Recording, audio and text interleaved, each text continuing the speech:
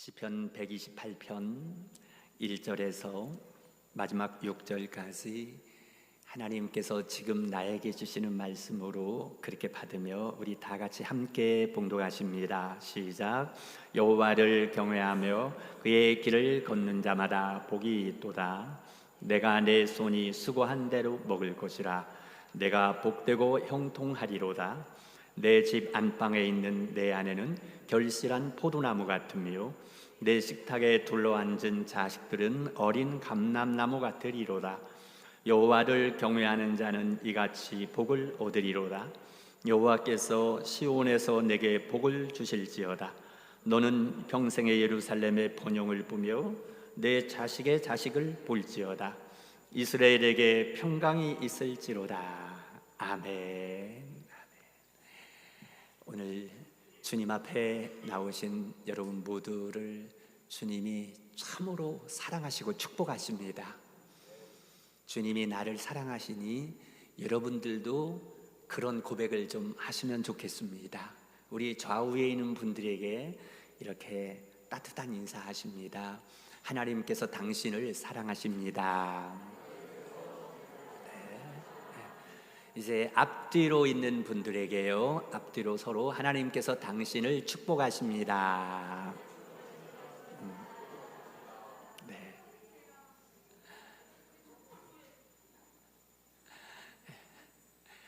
사랑의 인사가 너무 뜨거워서 네. 오늘 그 미국의 심리학자 가운데 메슬로우라는 분이 인간의 5가지 욕구의 5단계를 발표를 해가지고 일약 스타가 되었습니다. 잠깐 소개해 드리려고 하는데요, 모든 인간에게는 5가지 욕구의 단계가 있다고요. 그래서 여러분들이 지금 이 자리에 앉아 계시면서도 이 이야기를 들으면은 내 마음속을 어떻게 쏙 알고 있네라는 생각이 들 것입니다. 1단계가 생리적인 욕구입니다. 먹고 자고 숨쉬고 하는 이 생리적인 시험을 받으려는 욕구입니다. 2단계가 안전의 욕구입니다. 내가 몸도 안전하고 내 가정도 안전하고 안전하게 살고자 하는 욕구가 있다는 겁니다. 3번째 단계가 사회적인 욕구입니다. 소속감에 대한 욕구라고 하는데요, 어딘가에 소속되는, 가정에 소속되고 또 이렇게 교회 공동체에 소속되고 하고자 하는 욕구가 있다는 것입니다. 4째 단계는 존중의 욕구입니다. 내가 존중받고 인정받고자 하는 욕구가 저나 여러분에게 다 있습니다. 마지막 최고의 단계, 5번째 단계의 욕구는 자아실현의 욕구입니다. 꿈을 이루고자 하는, 내가 무엇인가 내 인생에 혹은 가정이나 직장에 내가 뭔가 이루고자 하는 목적과 꿈이 있는데 그것을 이루어 실현을 시키고자 하는 욕구가 최고의 5단계의 욕구라는 것입니다. 여러분, 아마 지금 이 자리에 나오신 이유도 이 5가지 욕구 가운데 포함이 되어 있습니다. 하나님이 그걸 우리 마음에 주신 거거든요. 그래서 인간들은 이런 욕구를 채우기 위해서 나라도 세우고 국가도 세우고 왕도 세웠습니다. 오늘 여러분, 우리나라의 현실을 생각하며 저는 오늘 이 말씀이 그대로 오버랩이 됐습니다.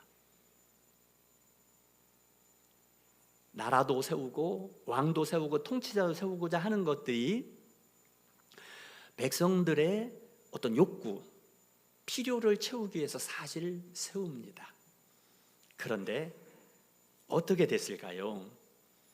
인간의 욕구를 위해서 왕을 세웠는데 어떻습니까? 왕을 세웠는데 정말 그 백성들을 위하여서 백성들의 욕구나 필요가 채워졌습니까? 역사를 보게 되면 정말 백성들을 위하여서, 백성들을 잘 살게 하고 백성들을 진정으로 사랑하여서 다스렸던 왕들은 극소수에 불과합니다. 대부분의 왕들은 자기의 부귀영화를 위해서, 자기의 권력을 위해서 오히려 백성들을 착취하고 억압했던 것들을 보게 됩니다. 우리나라 조선시대에 옛날에 공부할 때 태정태세, 문단세 이렇게 외우고 했는데요, 이런 임금들이 조선시대에 27명이 있었는데 그 가운데 세종대왕이나 정조 같은 극히 일부의 임금을 제외하고는 아주 백성들을 힘들게 만들고 오히려 어렵게 만들었습니다. 세계 역사에도 마찬가지입니다. 대부분의 왕들은 백성들을 보호해 주는 것이 아니고 잘 살게 해주는 것이 아니라 오히려 착취하고 힘들게 만들고 고통스럽게 했었던 것입니다. 위대한 왕이라고 부르는 저 프랑스의 나폴레옹 황제, 많은 사람들이 존경한다고 하지만 사실 나폴레옹 황제도 그가 황제가 되고 자기의 정복욕을 불태우기 위해서 백성들을 군사로 모집하고 전쟁터에 내보내고 피를 흘리게 만들고 그 결과 어떻게 됩니까? 개인도 죽기도 하고 부상도 있고 가정은 파탄나고요. 아주 이렇게 백성들의 삶을 고통스럽게 만들었던 것입니다. 우리 중국에 가니까요, 만리장성을 가봤는데 안내하던 가이드가 그런 얘기 하더라고요. 이 만리장성이 어마어마하지 않습니까? 말 그대로 만리가 되는 이 성을 쌓기 위해서 중국의 황제가 자기의 권력을 채우기 위해서 만리장성을 쌓기 위하여 수많은 백성들을 강제 동원해서 성을 쌓게 만들고요, 그 성을 쌓다가 가이드의 말에 의하면요, 커다란 돌들로 만리장성을 쌓았는데 그 돌 하나 밑에 시체가 하나씩 있대요. 얼마나 많은 백성들이 강제 노역을 하다가 돌 밑에 깔려서 죽으면 거기 그냥 깔고 또 돌을 쌓아서 성을 만들고요, 이런 일들을 했던 것이에요.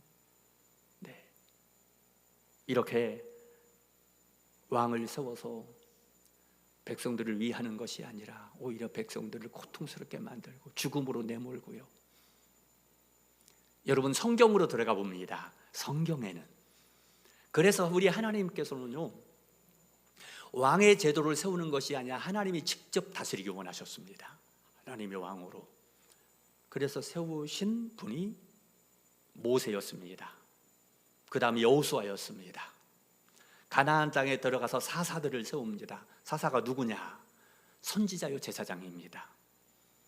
하나님은 사사를 통치자로 세워 하나님이 직접 통치하기 위해서 사사에게 선지자 역할과 제사장 역할을 하게 해서 나라를 통치하는, 그래서 14명의 사사들이 다스렸습니다. 하나님이 사사를 통해서 다스렸습니다.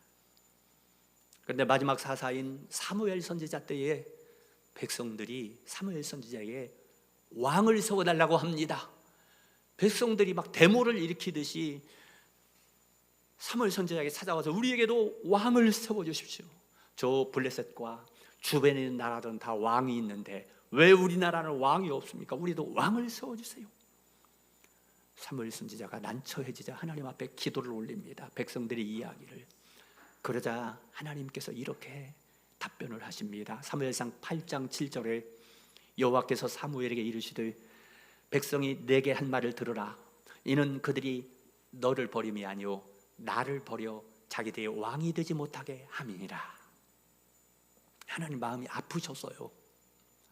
하나님이 왕으로 다스리면 좋으실 텐데 백성들이 왕을 세워달라고 하는 것은 사무엘아, 너를 버리는 것이 아니라 나를 버려 왕이 되지 못하게 하는 거야.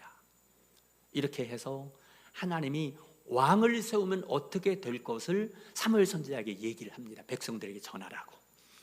하나님의 말씀 따라 사무엘이 사무엘상 8장에 보게 되면 왕을 세울 때 어떤 부작용이 일어날 것을 하나님이 알려줍니다.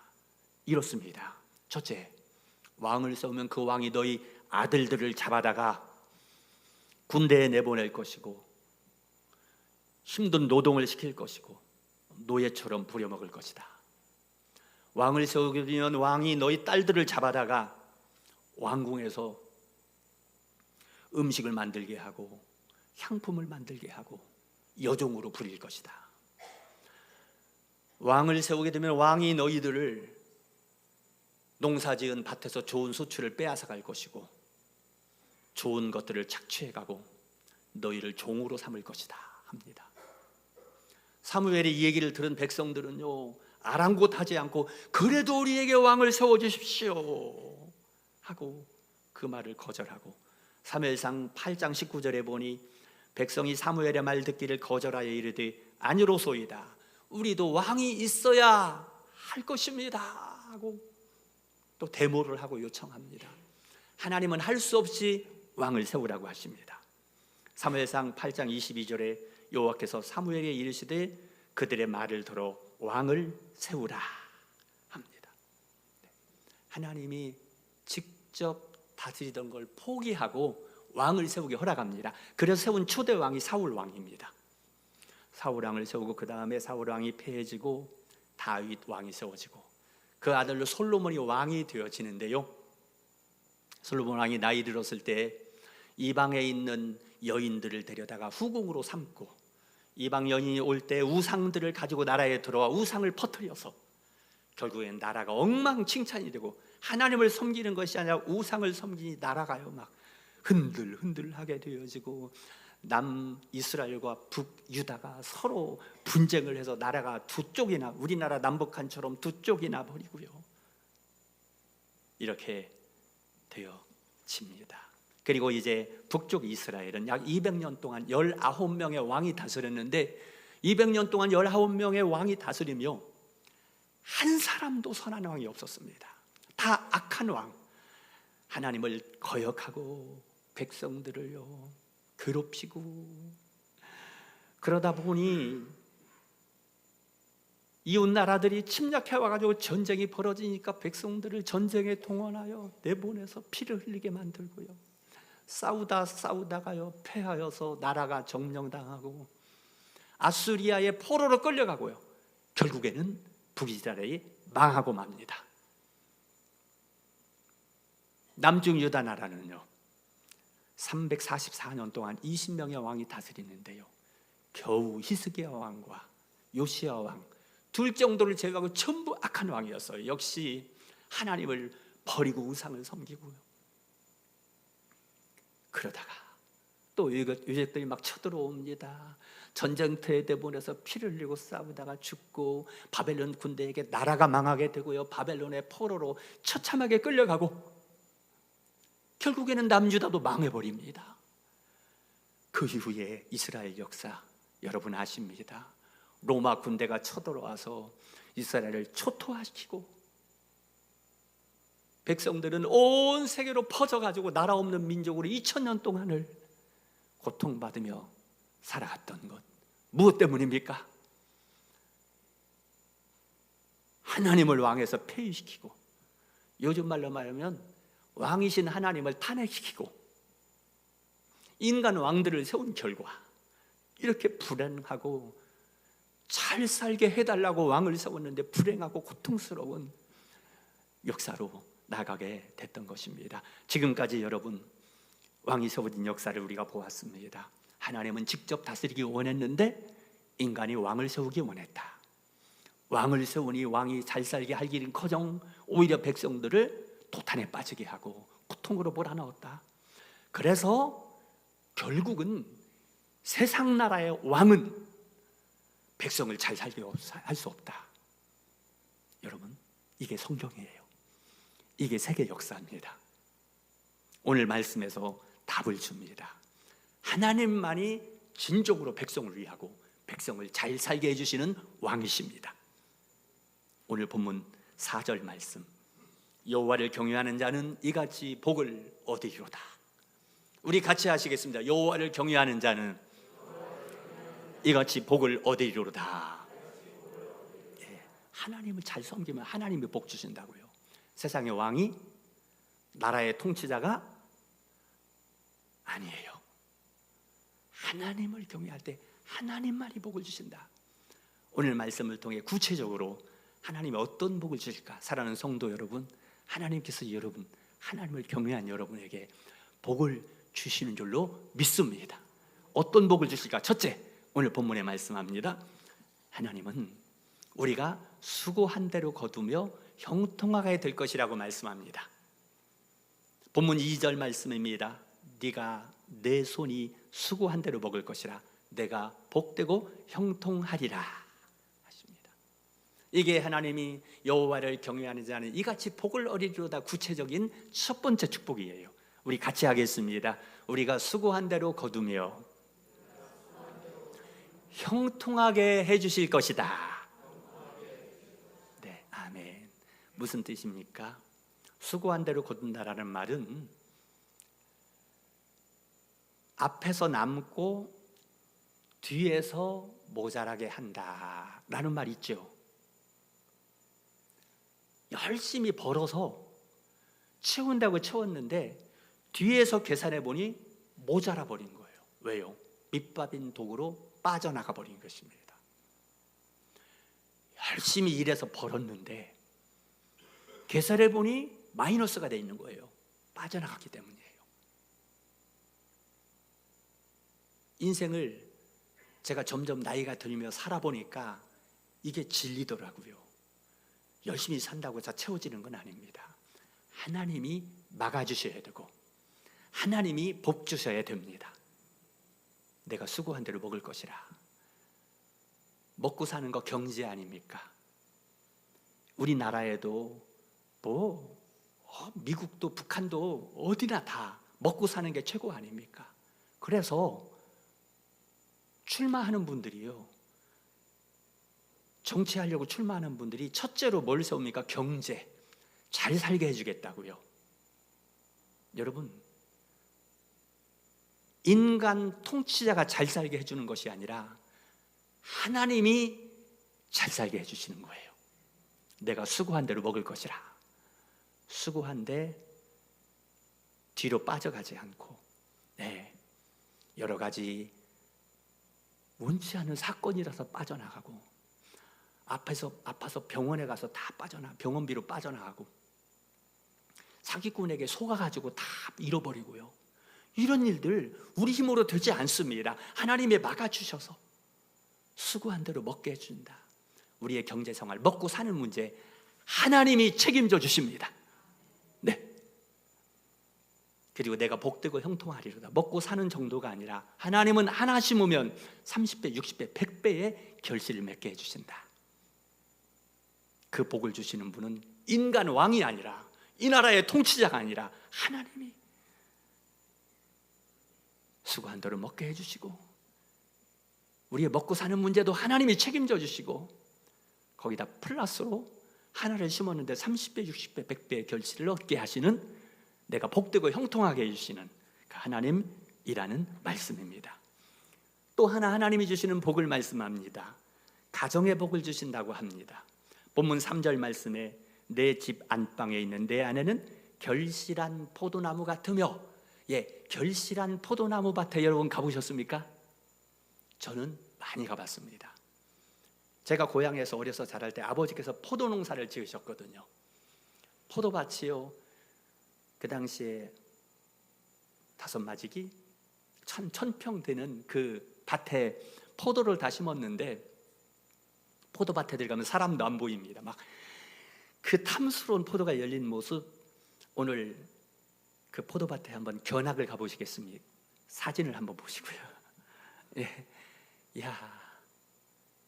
보기만 해도, 저희 아버지가 포도 농사를 했기 때문에 포도 농부는요, 포도가 이렇게 잘 열리면 배도 안 고픕니다. 안 먹어도 배부릅니다. 기뻐서, 너무 기쁘고 행복한 거예요. 내 집 거실에 있는 아내는 결실한 포도나무 같다. 가정에 여기 아내 되신 여러분이 훨씬 많은데, 남편 여러분을 볼 때에 결실한 포도나무처럼 보인다라는 거예요. 뭡니까? 보기만 해도 혹시 여러분 보시고 남편들이 당신 보면 밥 안 먹어도 배불러 하는 분이 계십니까? 하나님이 그렇게 보이게 한다는 겁니다. 그래서 하나님의 축복을, 아내 여러분 아십니까? 가정에서 남편을 향하여서 그냥 짜증만 내고 잔소리만 하고 신경질 부리고 그러면 남편은 집에 들어오기 싫습니다. 남편은 아내의 얼굴을 보고 삽니다. 아내가 편안해 보이면 남편도 편안하고, 아내의 표정이 불안해 보이면 남편도 불안하고요. 남편이 행복해 보이면, 아내가 행복해 보이면 남편도 행복합니다. 우리 하나님은 아내를 결실한 포도나무처럼 풍성하게 행복하게 해주셔서 여러분의 남편이 아내를 바라보면서 행복하게 하시고 하나님이 복주심을 경험하게 한다고요. 제가 가지고 있는 책 가운데에 사랑과 존경이라는 좋은 책이 있습니다. 너무 좋아서 부부 되신 분들에게 다 선물하고 싶은 책인데, 뭐냐면 부부 사이에 두 가지만 있으면 된다. 사랑과 존경. 남편은 아내를 사랑하고 아내는 남편을 존경하면 최고의 가정이 된다. 하나님의 말씀의 원리입니다. 이 사랑과 존경이라는 유명한 책을 쓰신 에머슨 에거리치라는 분은 이렇게 말했습니다. 남편은 아내의 행복을 보며 하나님께서 축복으로 주신 가정의 열매를 경험하게 하신다 했습니다. 뭐냐면 남편은 아내를 보면서 하나님 우리 가정을 축복하시는구나라는 걸 경험한다고요. 하나님이 아내를 결실한 포도나무처럼 행복하고 풍성하게 하셔서 남편들이 그 아내를 바라보며 같이 행복한, 남편이 아내를 바라보며 아내가 남편을 바라보며 평생 왼수로 보이는 것이 아니라 평생 행복으로 보이게 하시는 하나님이십니다. 하나님이 그렇게 만들어 주신다고 오늘 약속하고 계십니다. 또 하나, 하나님이 주시는 가정의 복은 남편과 아내의 복 외에 자녀의 복을 주신다고 말씀하고 있습니다. 그건 뭐냐면 자녀들이 감람나무같이 축복해 주신다는 말씀입니다. 본문 3절 하반절에 내 식탁에 둘러앉은 자식들은 감람나무 같으리로다. 또 문제가 생겼네요. 감람나무가 어떻게 생겼을까? 잠깐 감람나무 밭을 한번 보겠습니다. 네. 자, 여러분, 이게 바로 올리브 나무예요. 올리브 열매 있죠? 참 귀한 나무입니다. 요즘에 우리나라에도 있는데 가끔 가정이나 카페에 보면은 올리브 나무를 화분에 심어 놓습니다. 우리나라는 그 정도지만 이스라엘이나 유럽 지방에 가보면 엄청 많아요. 저게요. 보기에도 이쁘죠. 실제 보면은 저게 황금빛이 비추는 갈색 빛인데요, 이쁜데 신기하게도 바람이 불면 은빛깔로 반짝반짝 빛납니다. 그래서 저는 이 올리브나무 너무 좋아합니다. 어느 집에 가서도 이 올리브나무가 감람나무 똑같은 나무예요. 이 나무가 있으면 참 이쁘네요 하고 꼭 얘기를 합니다. 여러분, 그뿐만이 아닙니다. 감람나무는 성경에 보게 되면 선지자나 왕이나 제사장을 세울 때 기름을 부을 때 쓰입니다. 그리고 또 성물들, 그 옛날 성전에 이런 성물이 있죠. 성물을 거룩하게 할 때에 기름을 부어서 존귀하게 만드는 역할을 합니다. 그러므로 내 자식들이 감람나무 같게 한다는 것은 하나님이 너의 자녀들을 존귀하게 만들어 주신다는 뜻입니다. 황금빛 나는 것처럼 존귀하게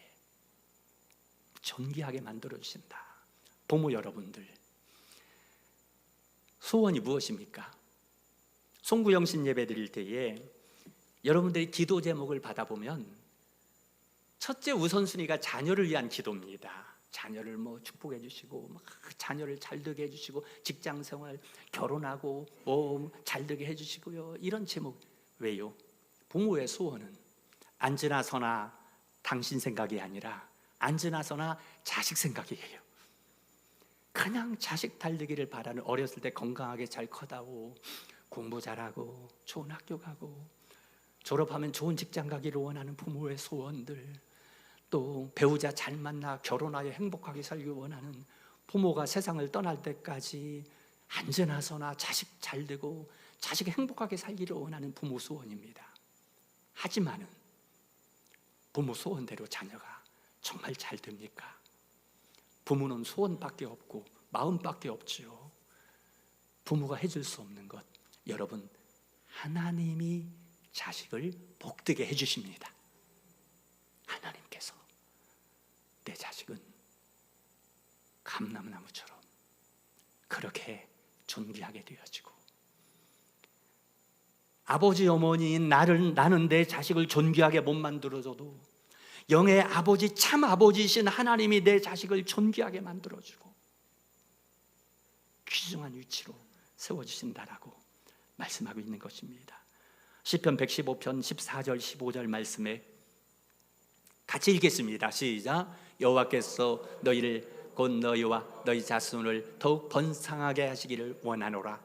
너희는 천지를 지으신 여호와께 복을 받은 자로다. 아멘.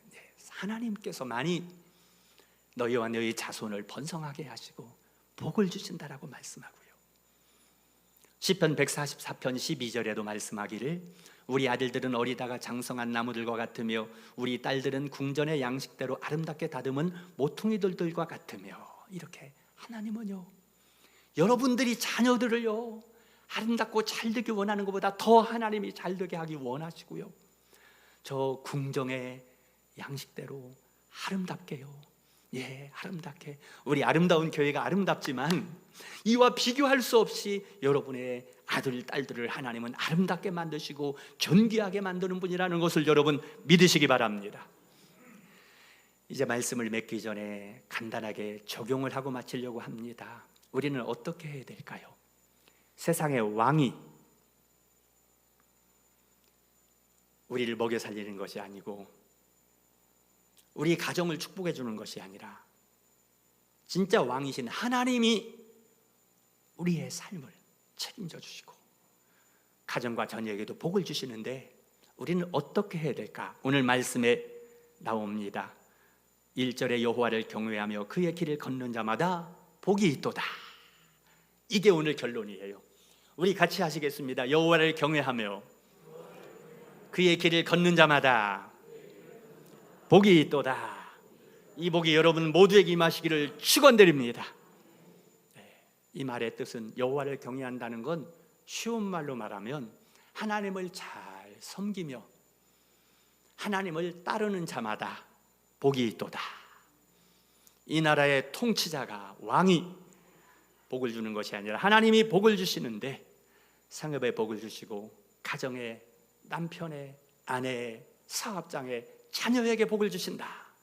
그래서 우리는 여러분 하나님을 잘 믿으며 하나님을 잘 따라가면 이런 복을 주시겠다고 약속해 주신 것 아닙니까?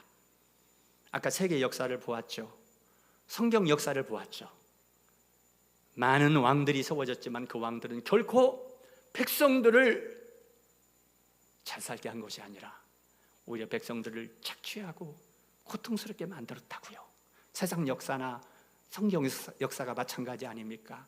그래서 우리 하나님은 하나님의 왕도요 우리를 다스리기 원하시는데 하나님만이 진정으로 우리 백성들을 위하시고 진정으로 사랑하시고 진정으로 복 주시기를 원하시는 분이시기 때문에 그분을 그렇게 섬기며 따라야 된다고요.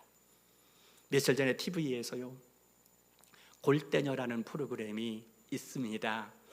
이 골대녀 프로그램은 여자 연예인들이 축구팀을 만들어 가지고서 이제 축구 시합을 하는 그런 내용인데요.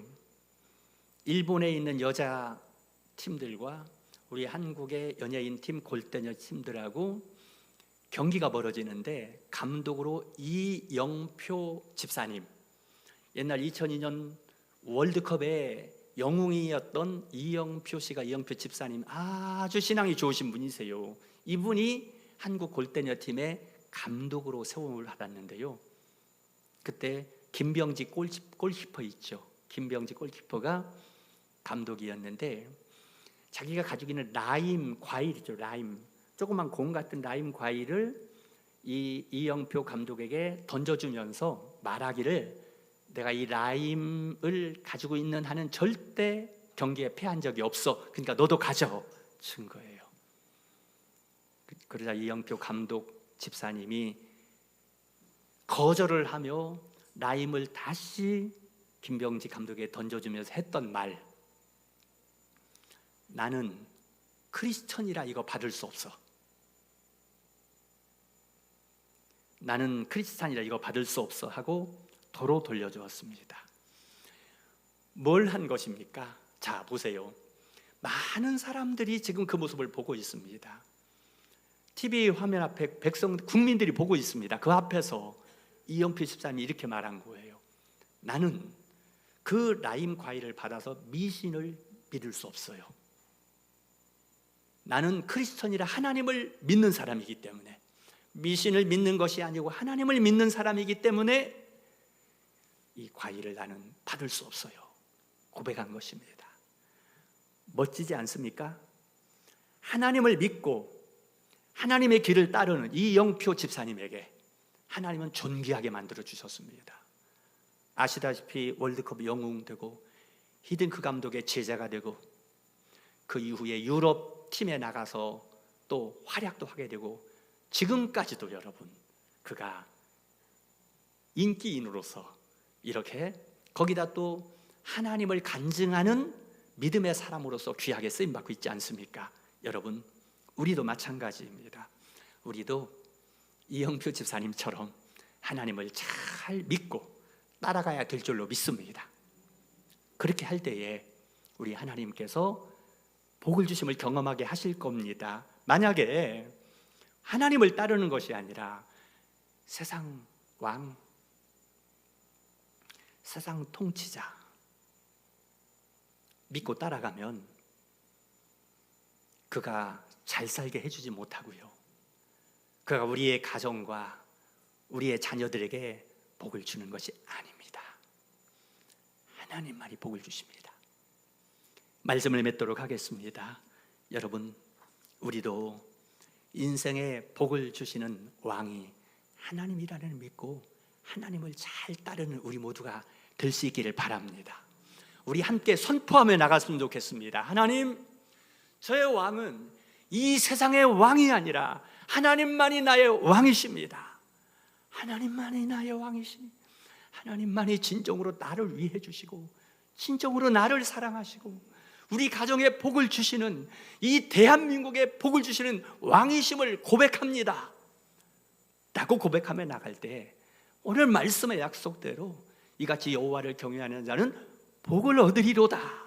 그가 수고한 대로 먹을 것이라. 너희의 먹고 사는 경제 생활을 책임져 주실 것이며 너희 가정에 복을 주어 남편과 아내가 복되게 하고 자녀들을 복되도록 내가 축복해 주실 것이다 라는 이 말씀이 저와 여러분과 가정과 우리 대한민국에 임하게 될 줄로 믿습니다. 아멘.